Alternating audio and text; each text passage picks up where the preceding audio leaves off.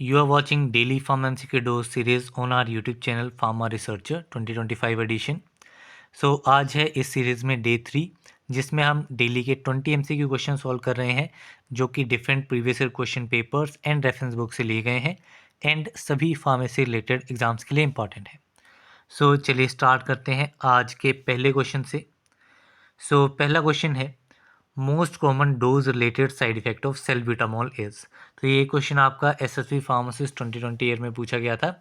सो इसमें सेल्ब्यूटामॉल ड्रग का most common side effect जो है वो आइडेंटिफाई करना है। सो इसमें आपका जो सेल्ब्यूटामॉल है, सेल्ब्यूटामॉल आपका एक ब्रोंकोडाइलेटर ड्रग है। It is a bronchodilator drug जो कि आपका बीटा रिसेप्टर एगोनिस्ट की तरह काम करता है एंड यूज़ किया जाता है ये आपका कफ की ट्रीटमेंट में सेल्ब्यूटामॉल का यूज़ किया जाता है। एंड इसका जो most common dose related side effect है वो आपका रहता है मसल ट्रिमर्स। सो यहाँ पे आपका ऑप्शन डी जो है वो करेक्ट आंसर है। ठीक है, तो मसल ट्रेमर्स जो है बेसिकली क्या रहते हैं, ये आपका इनवॉलेंट्री रिदमिक शेकिंग होती है बॉडी पार्ट की जो कि मसल्स को रिपीटेडली कॉन्ट्रैक्ट एंड रिलैक्स करती है, जिसकी वजह से ट्रेमर्स जो हैं वो आपके होते हैं।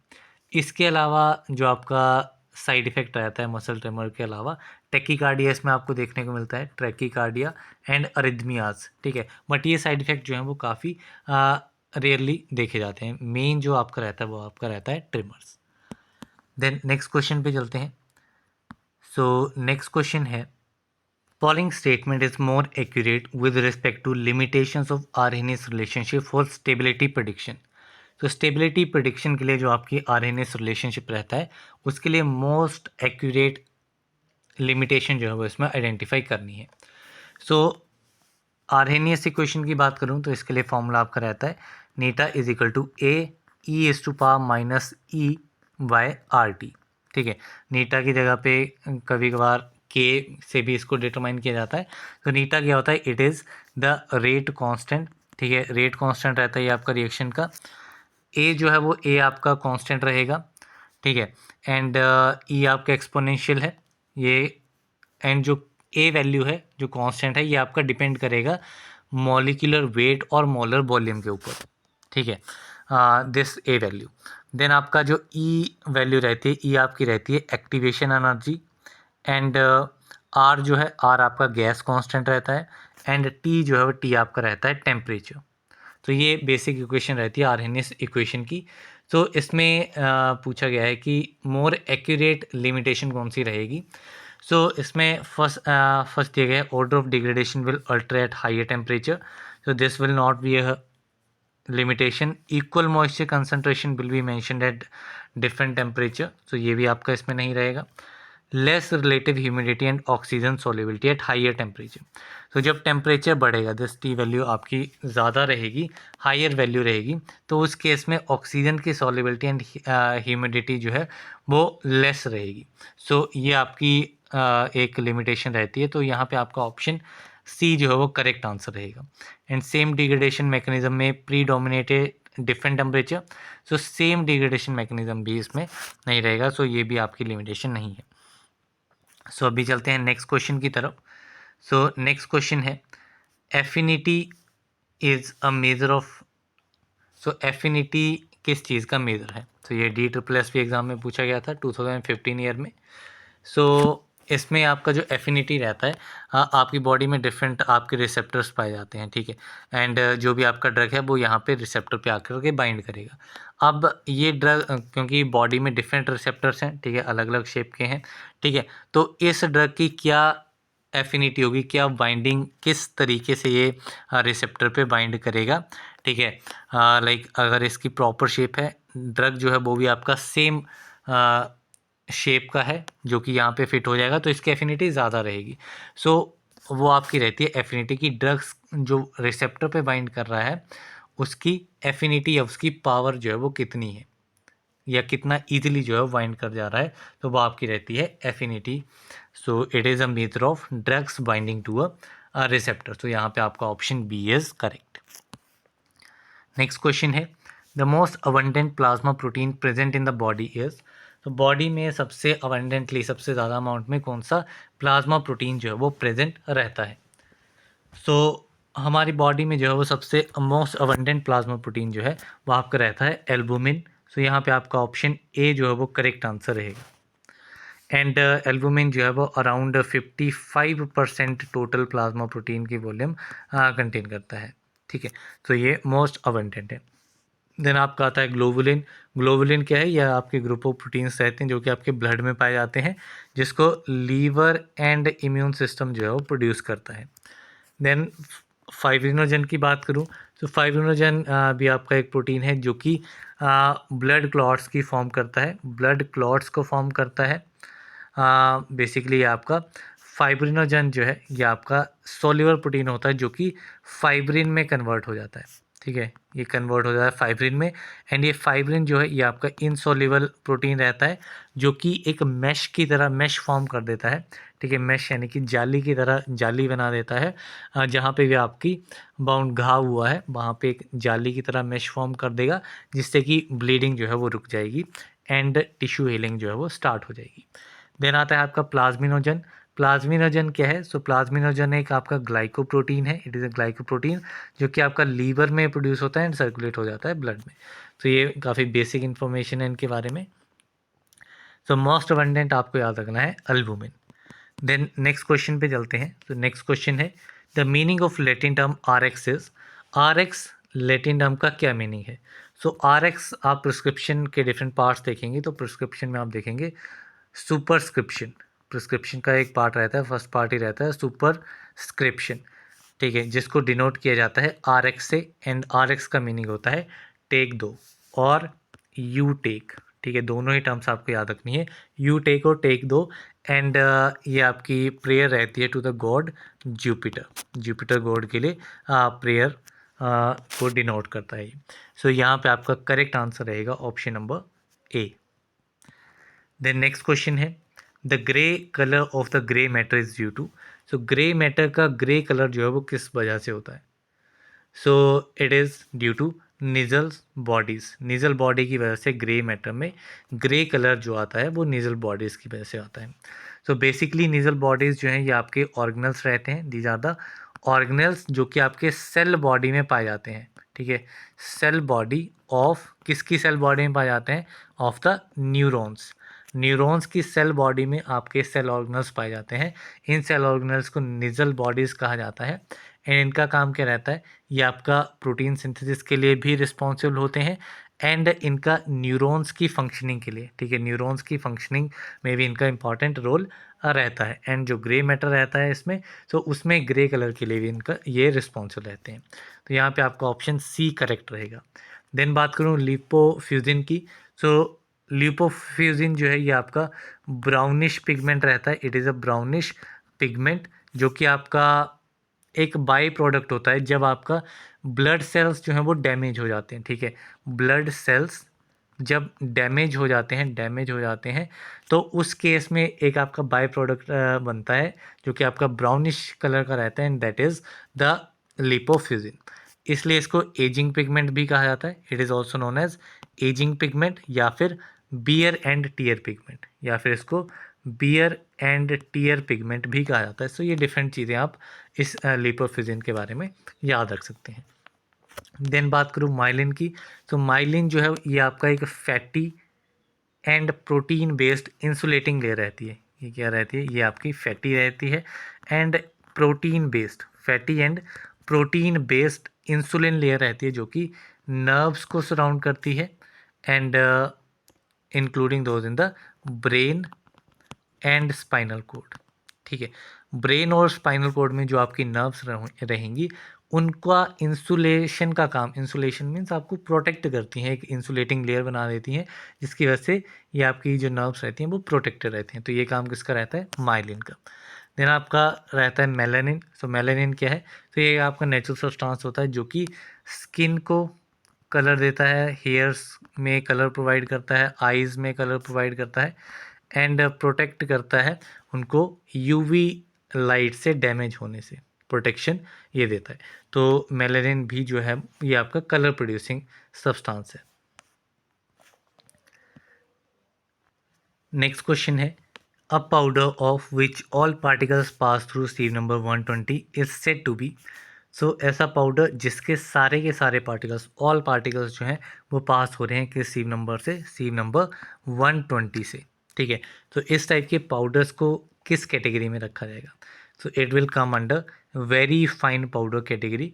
तो यहाँ पे आपका ऑप्शन डी जो है वो करेक्ट आंसर रहेगा। यहीं पे अगर मैं बात करूँ मॉडरेटली कोर्स पाउडर की, कि मॉडरेटली कोर्स पाउडर हम कब कहेंगे, तो मॉडरेटली कोर्स हम तब कहेंगे जब सारे के सारे पार्टिकल्स जो हैं वो सीव नंबर 22 से कम्प्लीटली पास हो जा रहे हैं, ठीक है। बट अगर वहीं पे मैं 60 सीव नंबर यूज़ करूं तो 60 सीव नंबर से ओनली 40% पार्टिकल्स ही पास हो पा रहे हैं। जब ये दोनों कंडीशंस आपकी रहेंगी, सो उस केस में हम कहेंगे it is moderately coarse powder. Then बात करूँगा मॉडरेटली फाइन पाउडर्स की। सो मॉडरेटली फाइन तब कहेंगे जब हमारे सारे के सारे पार्टिकल्स जो हैं वो कम्प्लीटली सीव नंबर 44 से पास हो जाएंगे, एंड दूसरी कंडीशन फुलफिल होगी कि 80 सीव नंबर से सिर्फ 40% पार्टिकल्स ही पास हो पाएंगे, इससे ज़्यादा नहीं हो पाएंगे। जब ये दोनों कंडीशंस फुलफिल होंगी then it will be considered as moderately fine powder. Then बात करूं फाइन पाउडर्स की। सो फाइन पाउडर कब कहा जाएगा? जब आपके सारे के सारे पार्टिकल्स सीव नंबर 85 से अब पास हो जाएंगे, 85 से कंप्लीटली पास हो जाएंगे, लेकिन सीव नंबर 120 से सिर्फ 40% पार्टिकल्स ही पास हो पाएंगे। तो ये दोनों कंडीशंस फुलफिल होंगी, तब हम कहेंगे it is fine powder. And very fine हमने देख लिया कि इसमें सिर्फ एक ही कंडीशन रहेगी कि 120 सीव नंबर से कंप्लीटली पास होने चाहिए, तो उस केस में हम कहेंगे very fine powders. Then next question है a solution that exerts the same pressure with body fluids is termed as. तो एक ऐसा सॉल्यूशन जो कि बॉडी फ्लूइड के साथ में सेम प्रेशर एक्सर्ट करता है। सेम की बात की गई है तो सेम आपका रहेगा isotonic. Iso means same, tonic means आपका related to osmotic pressure. So same osmotic pressure रहेगा तो दैट इज आइसोटोनिक। अगर सेम नहीं रहेगा, हाइयर रहेगा, एक ऐसा सॉल्यूशन है जिसका हाइयर प्रेशर है as compared to body fluid, so that is hypertonic. अगर हाइयर नहीं है, लोअर है, कम होता है, that is the hypertonic. The next question है which of the radiations has highest penetrating power. Highest penetrating power इनमें से किस रेडिएशन की रहेगी? सो हाईएस्ट पेनिट्रेशन पावर आपकी गामा रेडिएशंस की रहती हैं। सो यहाँ पे आपका ऑप्शन ए जो है वो करेक्ट आंसर है। एंड अगर कंपैरिजन करें अदर के साथ तो इससे कम आपकी बीटा की रहेंगी एंड सबसे कम आपकी अल्फ़ा रेडिएशंस की पेनिट्रेशन पावर रहेगी। देन चलते हैं नेक्स्ट क्वेश्चन की तरफ। सो नेक्स्ट क्वेश्चन है which of the following antibiotic is not given orally. इनमें से कौन सा एंटीबायोटिक जो है वो ओरली नहीं दिया जाता है? सो एमिकासिन है, सिप्रोफ्लॉक्सासिन है, अमोक्सिसिलिन है, कोट्रिमोक्साजोल है। सो इसमें से आप देखेंगे, आपने सिप्रोफ्लॉक्सासिन को ओरल टैबलेट्स आपने देखी होंगी, एमोक्सिसिलिन भी आपको नॉर्मली जनरली मेडिकल स्टोर पे मिल जाती हैं, कोट्रिमोक्साजोल भी मिल जाती है, लेकिन एमिकासिन जो है it is not given orally. किस रूट से दी जाती है? तो इसको दिया जाता है इंजेक्शन के थ्रू, आइदर इंट्रावेनसली दिया जाता है या फिर इंट्रा मस्कुलरली दिया जाता है, ठीक है। एंड एमिकासिन जो है ये आपका सेमी सिंथेटिक डेरिवेटिव है। It is semi synthetic derivative. किसका सेमी सिंथेटिक डेरिवेटिव है? It is semi synthetic derivative of kanamycin. And ये आपका एमिकासिन जो है ये आपका ट्यूबरकुलोसिस की ट्रीटमेंट में यूज़ किया जाता है, बट सिर्फ ये आपका मल्टी ड्रग रेजिस्टेंट इन्फेक्शन में ही यूज़ किया जाता है। किसमें? मल्टी ड्रग इन्फेक्शन में, रेजिस्टेंट इन्फेक्शन में ही इसका यूज़ होता है। एंड इसमें साइड इफ़ेक्ट की बात करूँ तो हियरिंग लॉस जो है वो इसमें हियरिंग लॉस रहता है इसमें, रेदर देन द टॉक्सिसिटी, ठीक है। तो बेसिकली जब इसकी टॉक्सिसिटी हो जाती है तो इसमें हियरिंग लॉस होने के चांसेस जो हैं वो ज़्यादा रहते हैं। देन चलते हैं नेक्स्ट क्वेश्चन की तरफ। सो नेक्स्ट क्वेश्चन है which is a filtration theory applicable in cases of where filtration occurs primarily exclusion and used in the analysis of particle size distribution। so इनमें से कौन सी filtration theory है जो कि आपकी applicable होती है उन केसेस में जहाँ पे filtration जो है वो primarily exclusion रहती है, ठीक है। filtration आपका मेन काम नहीं रहता है। मेन काम क्या रहता है? पार्टिकल साइज डिस्ट्रीब्यूशन एनालिसिस जो करनी रहती है वो इसका मेन काम रहता है। तो ये आप देखेंगे सीविंग थ्योरी में, ठीक है। सीविंग, मल्टी शेकर, ये सारी चीज़ें रहती हैं। तो इसमें आप पार्टिकल साइज डिस्ट्रीब्यूशन करते हैं कि अलग अलग साइज़ के जो पार्टिकल्स रहेंगे उनको सेपरेट आउट करना, ये इसका मेन काम रहता है। बाकी कोलोइड फिल्ट्रेशन थ्योरी है, फ्लो एंड ट्रांसपोर्ट मॉडलिंग है, केक फिल्ट्रेशन थ्योरी है। ये तीनों थ्योरीज जो हैं ये आपकी फिल्ट्रेशन के लिए रहती है। मीन्स मेनली इनका जो काम रहता है वो फिल्ट्रेशन के ऊपर रहता है। लेकिन सीविंग थ्योरी का मेन काम किस पे ऊपर रहता है? पार्टिकल साइज डिस्ट्रीब्यूशन एनालिसिस के ऊपर। तो यहाँ पे आपका ऑप्शन बी करेक्ट आंसर रहेगा। नेक्स्ट क्वेश्चन है, fennel consist of the dry fruits of. तो फेनल जो है इसमें किसके ड्राई फ्रूट्स यूज़ किए जाते हैं, क्या इसका सोर्स है? तो फेनल में आपका सोर्स रहता है फोएनिकुलम वल्गेरी, अम्बेलिफेरेस की फैमिली रहती है। तो यहाँ पे आपका ऑप्शन डी जो है वो करेक्ट आंसर रहेगा। यहीं पे अगर मैं सिनामम लोरेस की बात करूं तो ये आपका क्या रहता है? इट इज़ सिंपली सिनामन, ये आपका ड्रग रहता है। एंड इसमें आपका बार्क जो है वो यूज़ की जाती है। देन अगर मैं बात करूं कैशिया एरोमेटिकम की, तो ये आपका कैशिया रहता है। एंड कैशिया में भी आपकी बार्क यूज़ की जाती है। देन अगर मैं सिम्बोपोगोन नेडस की बात करूं तो इट इज़ सिट्रोनेला, ये क्या रहता है? In this drug is citronella. And इसमें लीव्स का यूज़ किया जाता है। तो ये पार्ट्स जो हैं वो आपके सभी ड्रग्स के रहेंगे। अभी चलते हैं नेक्स्ट क्वेश्चन की तरफ। सो नेक्स्ट क्वेश्चन है, drugs with low therapeutic index have to be cautiously administered since. तो जो ड्रग्स आपके लो थेरेपेटिक इंडेक्स के रहेंगे उनको कॉशियसली एडमिनिस्टर करना है। क्यों? सो बिकॉज जो इनका इफ़ेक्टिव एंड टॉक्सिक लेवल रहता है, ठीक है, इफ़ेक्टिव एंड टॉक्सिक लेवल रहता है वो काफ़ी कम, इसका डिफरेंस जो है वो काफ़ी कम रहता है, ठीक है। सो आपके एक बेसिकली आप सेफ्टी मार्जिन, सिंपली अगर मैं बात करूँ तो सेफ्टी मार्जिन जो है वो इसका काफ़ी नैरो है। सो अगर स्लाइटली हायर डोज ले लेंगे तो आपकी टॉक्सिटी हो जाएगी। तो toxic level and effective level के बीच का जो डिफरेंस है वो काफ़ी कम है। दैट्स वाई इनको विद क्वेश्चन जो है वो एडमिनिस्टर किया जाना चाहिए। देन नेक्स्ट क्वेश्चन है, what is the main function of the endoplasmic reticulum in a cell. Cell में एंडोप्लाज्मिक रेटिकुलम का मेन फंक्शन क्या है? सो जो मेन फंक्शन आपका एंडोप्लाज्मिक रेटिकुलम का रहता है सेल में, वो आपका रहता है प्रोटीन सिंथेसिस। सो यहाँ पे आपका ऑप्शन बी करेक्ट आंसर रहेगा। यहीं पे अगर मैं एनर्जी प्रोडक्शन की बात करूँ तो ये काम आपका रहता है माइटोकॉन्ड्रिया का। किसका रहता है? माइटोकॉन्ड्रिया का। इसको पावर हाउस ऑफ सेल भी कहा जाता है। देन लिपिड स्टोरेज की बात करूँ तो लिपिड स्टोरेज जो है ये आपका काम रहता है ल्यूकोप्लास्ट का, ठीक है, this is the work of leucoplast. And DNA replication की बात करूँ तो ये आपका काम रहता है न्यूक्लियस का। न्यूक्लियस में आपकी डीएनए रेप्लिकेशन होती है। तो ये डिफरेंट फंक्शंस इसमें इंपॉर्टेंट है। देन चलते हैं नेक्स्ट क्वेश्चन की तरफ। सो नेक्स्ट क्वेश्चन है, which of the following is a transition metal. इनमें से ट्रांजिशन मेटल कौन सा है? So sodium, copper, chloride, carbon. So सबसे पहले अगर मैं सोडियम की बात करूं तो सोडियम जो है ये आपका अल्कली मेटल है, it is a alkali metal. Copper जो है, कॉपर आपका क्या है? कॉपर आपका ट्रांजिशन मेटल है। क्लोरीन क्या है? क्लोरीन आपका हेलोजन है। Chlorine is a halogen.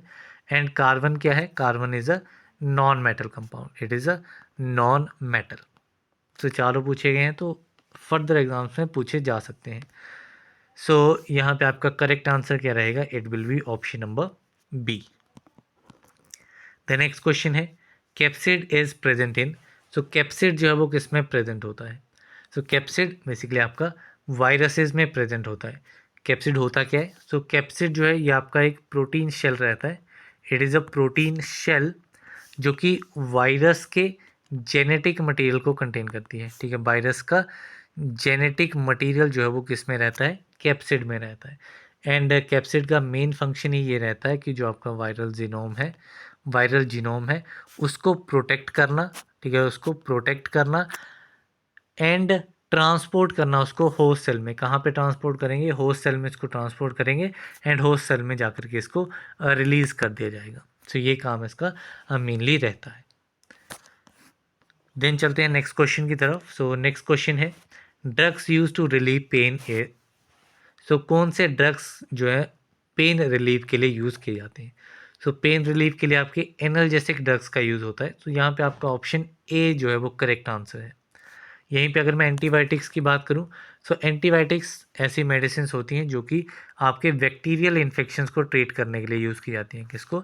Bacterial infections को ट्रीट करती हैं, आइदर बैक्टीरिया को किल कर देती हैं या फिर उसको स्प्रेड होने से रोक देती हैं। तो ये मेन काम रहता है एंटीबायोटिक्स का। यहीं पे एंटीपायरेटिक्स का काम बताऊं तो एंटीपायरेटिक्स जो है वो टेम्परेचर को लोअर करते हैं, ठीक है।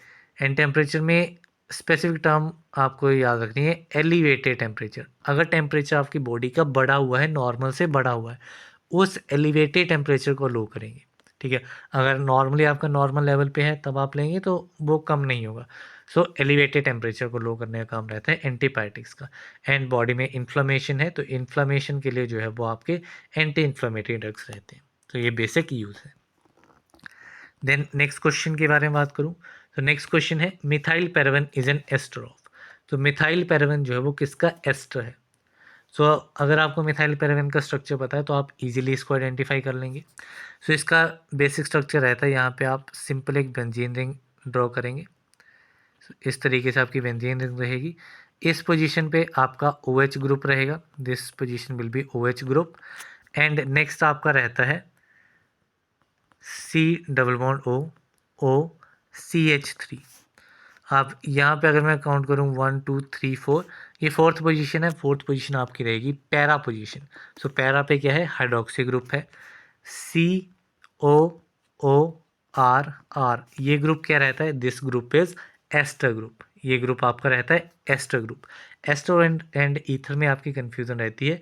सो ईथर आपका रहता है COC या आप कहेंगे ROR। ये आपका जो है वो ईथर ग्रुप रहता है। And this group is COOR, जो है ये आपका एस्टर ग्रुप रहता है। तो यहाँ पे ये आपका एस्टर ग्रुप आ गया, ठीक है। ये वाला आपका एस्टर ग्रुप आ गया एंड यहाँ पे आपका मिथाइल है। सो पैरा पे आपका हाइड्रोक्सी है एंड ये आपका बेंजोइक एसिड रहेगा and this is the ester group. So it is an ester of para hydroxy benzoic acid.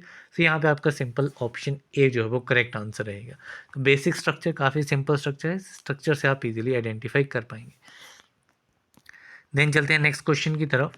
तो नेक्स्ट क्वेश्चन है which of the following preparation is the most appropriate as a cream for the management of chronic symptoms of hemorrhoids.